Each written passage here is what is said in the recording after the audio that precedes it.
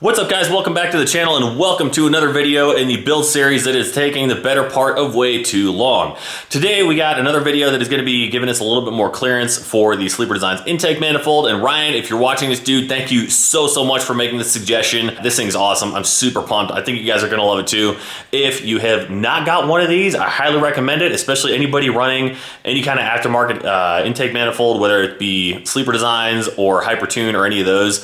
It definitely just gives you a little bit of extra clearance. If you saw the video where I was actually installing the Sleeper Designs intake manifold, you saw that I was running into a couple of different issues with the power steering reservoir and the lines and stuff specifically, and that is going to help us clear this up. So more to come on that. Let's check and see what all is in the box. This is probably going to be the simplest and most straightforward thing we are going to install in this entire series. Obviously, this right here is a reservoir, and it is going to go right here. Just replace that guy. We got this big boy here, which is going to go and attach to the bottom of this, as well as this fitting right here, which is going to go right here on top of the pump. And then of course you got this hose here, which is going to have a barb fitting on one side and a little AN fitting on the other, and replace this guy right here.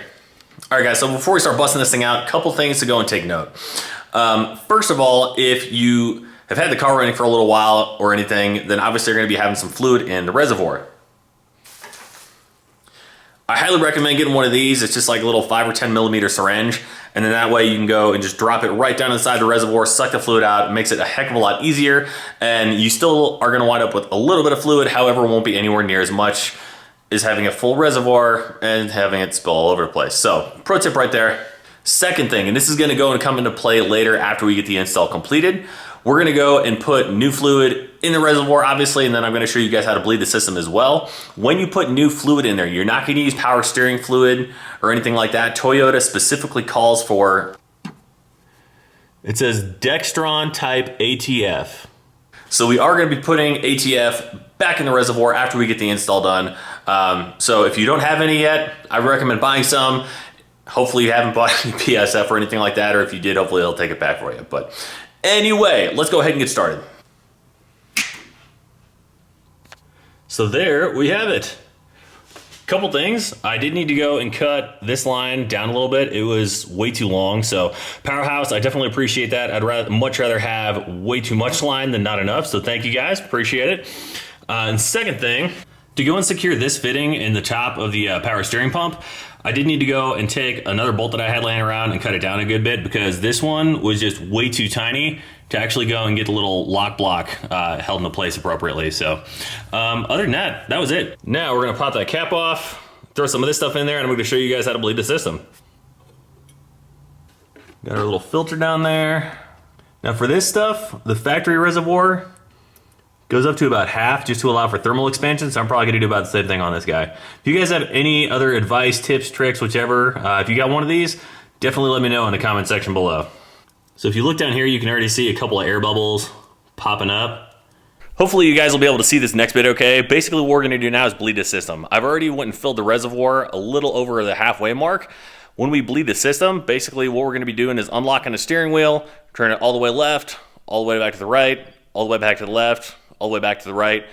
Do that multiple times until you no longer hear any air bubbles coming up out of the system. I'm gonna check the footage too, just to be 100% sure we don't have any other air bubbles coming out before I decide to call it quits. All right, so we got the wheel unlocked. We're gonna turn it all the way left. 1 hour later. Left. There's an air bubble.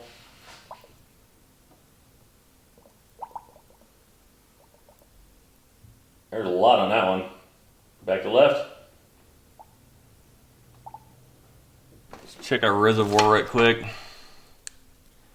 So if you look right down in here, I don't know how well you guys can actually see this on the video, but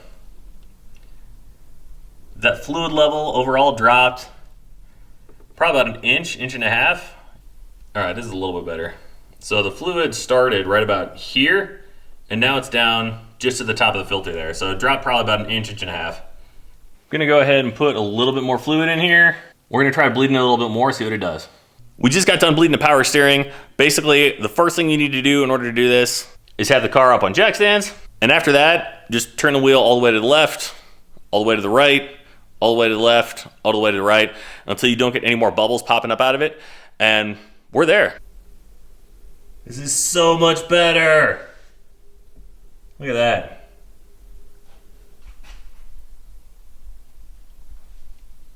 Look at that.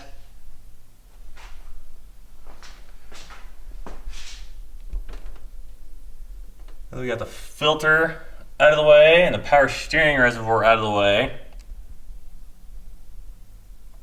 Might be able to make some real progress. Alright guys, that is going to effectively do it for today's video. Hope y'all enjoyed it. As usual, if you liked it, please give it a big thumbs up. If you have any questions, comments, anything needs clarification, maybe that I can cover, feel free to hit me up in the comment section below. I'd be happy to answer those for you. Overall, it was a super easy install, including the time it took me to make the video and bleed the system and everything. I mean, it's an hour, a little over maybe, but yeah, it really isn't terrible at all. It's super straightforward and definitely helps clean up your engine bay. Gives you a little bit more room if you do have an aftermarket intake manifold. If you do, I highly, highly, highly recommend one. These things are awesome. Ryan, thanks again, dude. If it weren't for you, I probably wouldn't have even thought of this. So thank you so much. Really appreciate it. Other than that, I will see y'all very soon in the next video. Catch you next time. By the way, real quick, if anybody is going to be out at Streetcar Takeover Chicago this weekend, I will be there. Definitely hit me up. I always love talking to people about turbocharged cars, Supras, 2Js, whatever you got. So if you see me out there and you're going to be out there too, let me know.